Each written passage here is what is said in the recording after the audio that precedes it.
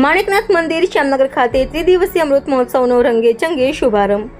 શ્રી માણેકનાથ રબારી સેવા ટ્રસ્ટ શ્યામનગર સંચાલિત નવા માણેકનાથ મંદિર ખાતે ત્રિદિવસીય અમૃત મહોત્સવનો શુભારંભ નવા માણેકનાથ મંદિરના મહંત પરમ પૂજ્ય શ્રી સમીરગીરી મહારાજના માર્ગદર્શન તળે બહારથી પધારેલ સંતો મહંતોની ઉપસ્થિતિમાં ભવ્યાતિ ભવ્ય રીતે યોજાયો.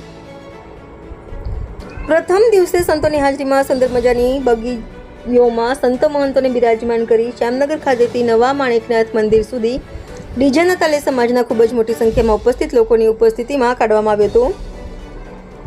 આજના મુખ્ય મહેમાનોમાં વાળીનાથના મહંત પરમ પૂજ્ય શ્રી જયરામગીરી મહારાજ, પરમ પૂજ્ય શ્રી વસંતગીરી મહારાજ તથા પરમ પૂજ્ય મૂળગીરી મહારાજ, દેવદરબાર ઈડરના મહંત પરમ પૂજ્ય શ્રી મંગલપુરી મહારાજ, વાગડીના પૂજ્ય શ્રી કૃષ્ણગીરી મહારાજ, જૂના માણેકનાથ મંદિરના મહંત પૂજ્ય શ્રી શ્રવણ ભારતી મહારાજ હતા. સમાજની પારંપરિક પોશાકમાં સજ્જ બહેનોએ માથે કુંભ લઈ બહારથી પધારેલા સંતો મહંતોનું સામયું કર્યું હતું. સમાજના મોટાભાગના ભાઈ બહેનોએ સમાજના પારંપરિક રબારી ડ્રેસમાં ઉપસ્થિત રહ્યા હતા. દેવદરબાર ઈડરથી પધારેલ શ્રી મંગળપુરી મહારાજે ખૂબ જ જોશભરી ભાષામાં સંત સમાગમ કર્યો હતો, જે સાંભળી યુવાનોમાં જોશ આવી ગયો હતો. સંતવાણી બાદ મંદિરના પ્રટાંગણમાં સુંદર સુશોભિત સમિયાણામાં શ્રી મહારુદ્ર મહાયજ્ઞનો શુભારંભ કરાયો હતો.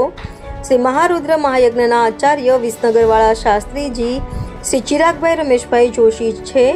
સાંજે ભગવાનની સાયં પૂજા આરતી તથા પ્રસાદનો કાર્યક્રમ યોજાયો હતો. રિપોર્ટર જયેશ ઠાકોર સાથે શૈલેષ પટેલ, સાબરકાંઠા.